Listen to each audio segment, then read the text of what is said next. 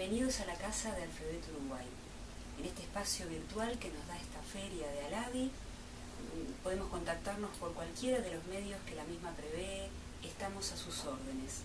El café lo dejamos para después porque es un encuentro semipresencial, digamos. Quisimos seleccionar algunos tips, algunas recomendaciones que desde el derecho traemos al auxilio de lo que ustedes hacen, que son negocios, y es lo más importante, nosotros somos accesorios.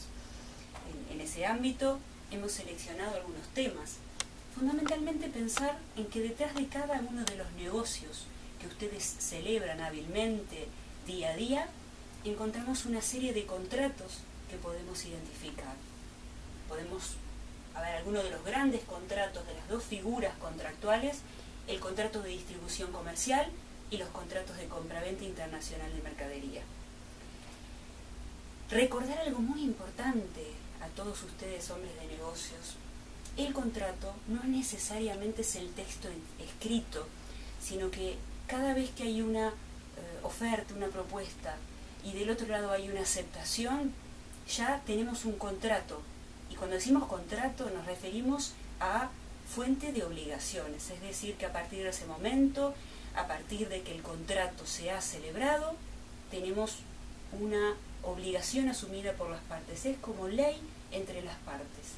Y de ahí que es importante reconocer el contrato, que puede ser probado por cualquier modalidad, incluso, como digo yo acá en la diapositiva, una mera comunicación vía mensaje de texto, vía WhatsApp, cualquiera de los mecanismos modernos es suficiente prueba de muchos de los contratos comerciales que celebramos todos los días, y más aún en el ámbito internacional. Decíamos, dos contratos van a ser los que elegimos en esta oportunidad para intercambiar estas ideas con ustedes. Uno es el contrato de distribución y uno el de compraventa. En materia de contrato de distribución, debemos tener en cuenta que es un contrato marco, es decir, nos establece las reglas que luego se van a concretar en las compraventas concretas que hacemos a lo largo del periodo contratado, del periodo negociado. Por un lado, nos va a fijar las reglas de ese marco, de ese contrato de duración. Nos va a decir, por ejemplo, las ventas mínimas, la reventa mínima que tiene que hacer el distribuidor, la obligación de recomprar stock al final del contrato. Nos puede fijar el territorio de exclusividad que tiene el distribuidor y otros servicios vinculados que se pueden prestar por ese distribuidor que ha sido contratado. Nos va a fijar además las reglas de esas futuras compraventas. Nos va a establecer los precios en que se va a comprar, las condiciones de entrega, las condiciones de pago del precio, entre otras muchas condiciones. Si estamos hablando de que hay dos partes que negocian y se ponen de acuerdo sobre estos extremos, estamos hablando de que se está celebrando un contrato de distribución, de nuevo, sin importar específicamente que hayan firmado algo. Basta con un cruce de mails. En materia de distribución, muchas veces escuchamos distribuidor, agente, concesionario. Son todas variantes dentro de la distribución. Tanto el concesionario como el distribuidor propiamente dicho son revendedores, es decir, que son contratos estos de colaboración entre empresarios, por los cuales se contrata la reventa. El distribuidor y el concesionario compra para revender y cumple dentro de las reglas de mínimos que han acordado las mismas. La diferencia es que distribución refiere a productos más de venta masiva y lo que refiere a concesionario refiere a productos más sofisticados, generalmente de mayor costo. Asociado a esto también, ¿a quién le vende el distribuidor? El distribuidor dirige su venta a otros de la cadena de distribución, a mayoristas, a otros comerciantes. Sin embargo, el concesionario tiene como destinatario de su actividad comercial fundamentalmente, no exclusivamente, pero con carácter principal, a un consumidor. Otras diferencias las dejaremos de lado. Vamos a la diferencia con el agente.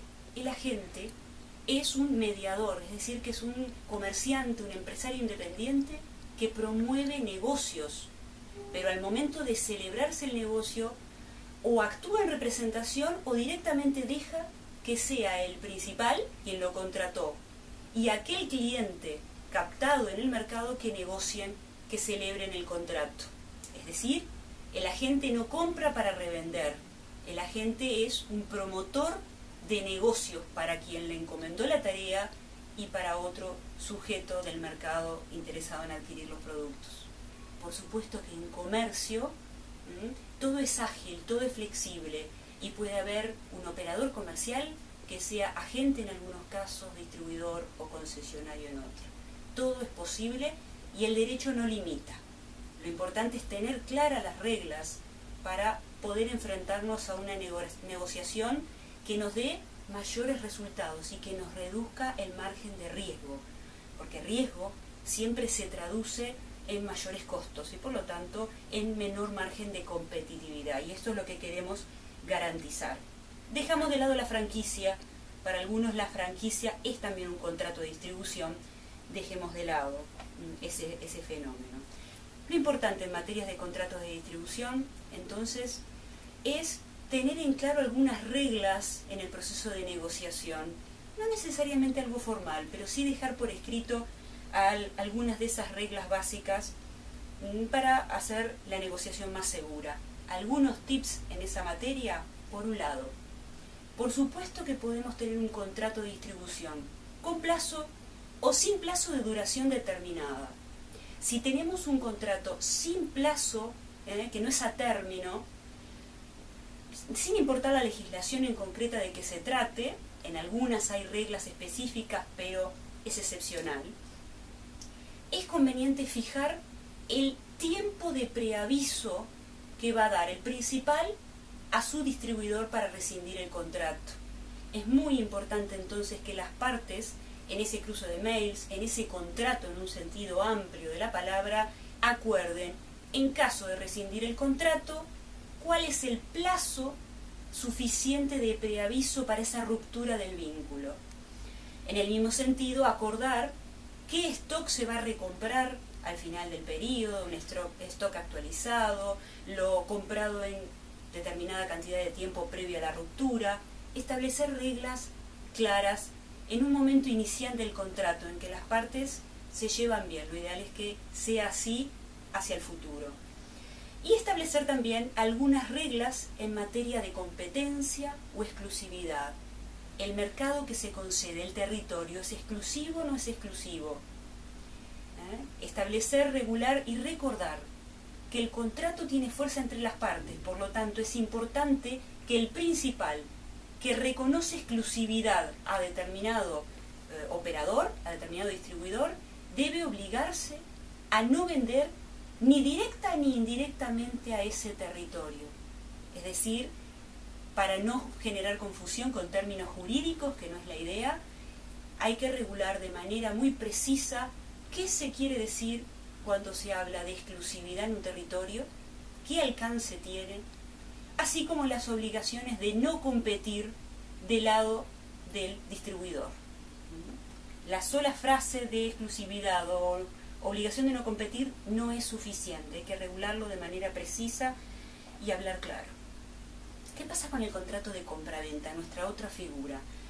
Bueno, tener en claro entonces que cuando hacemos una oferta precisa en cuanto a lo que queremos vender, su calidad, su cantidad y el precio, estamos sujetos a que del otro lado llegue una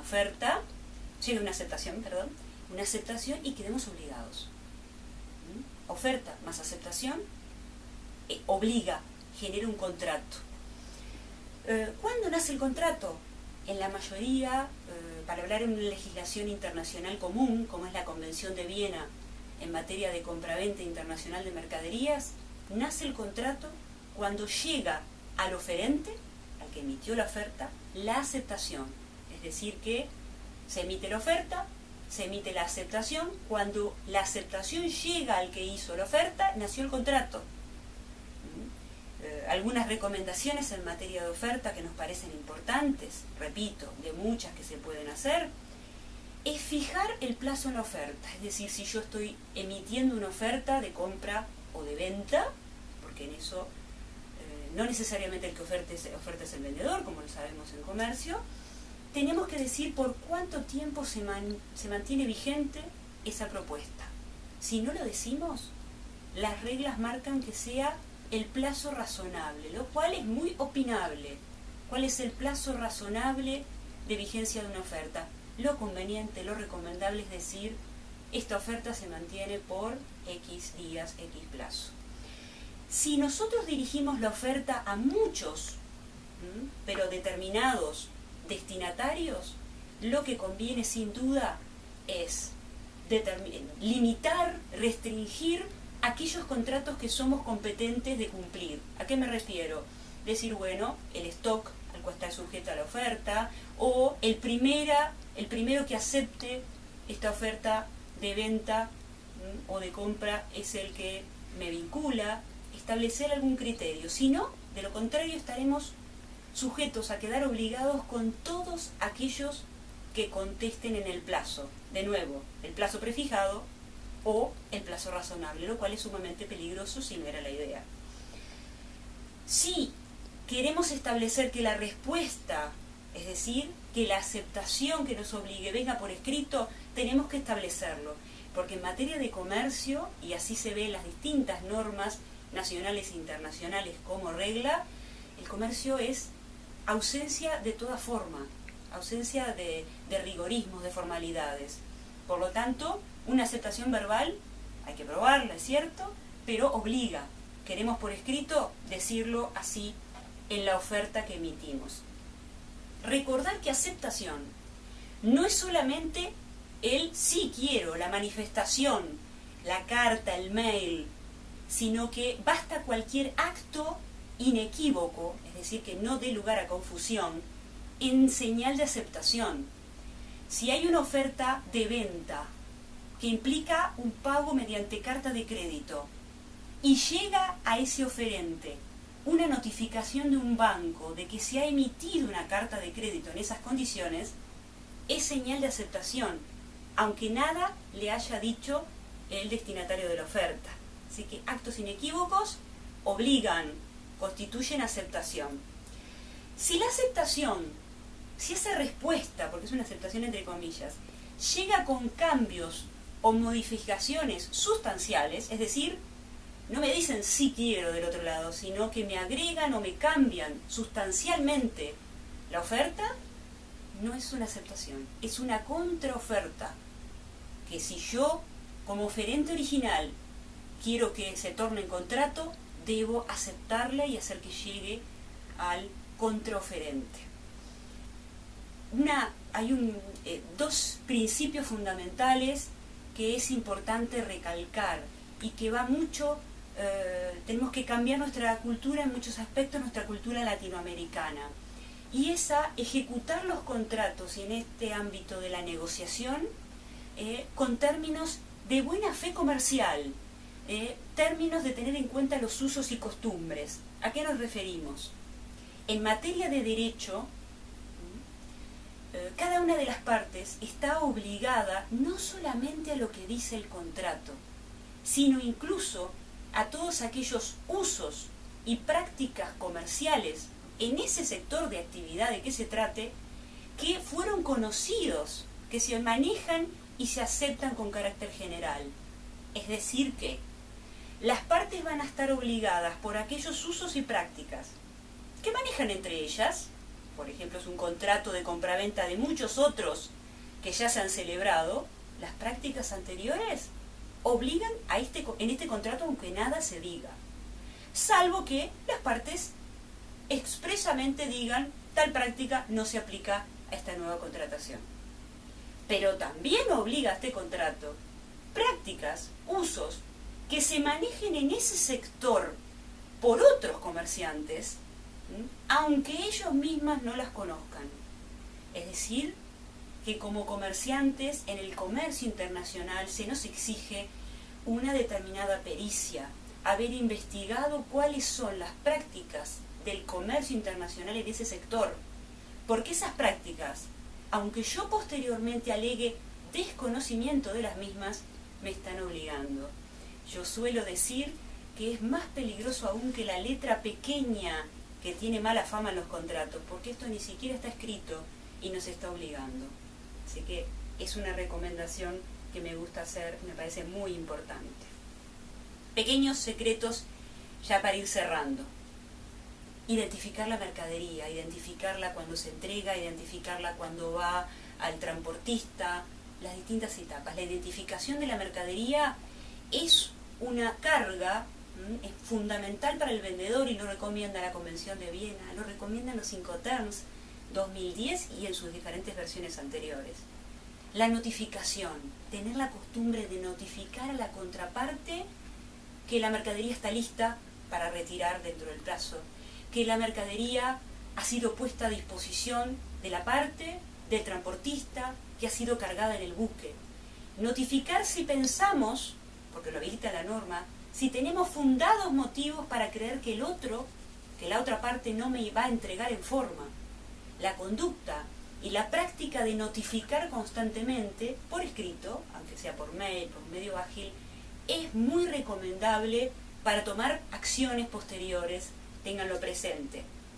Y el deber de colaborar con la otra parte, y no basta que el otro sea el responsable de algún incumplimiento. Hay una obligación de colaborar y una obligación de reducir los daños que me está generando, de mitigar los daños. Dejamos para otra vez, un continuará, explicar un poquito más en profundidad este tema, pero ténganlo presente porque hay que tener determinada conducta, una conducta comercial muy proclive a la buena fe, que además, debemos tenerlo claro, es muy favorable para los negocios, contribuye a conservar clientes, a clientes contentos. Así que en esto el derecho y las prácticas del comercio se hermanan para dar una respuesta útil a los comerciantes.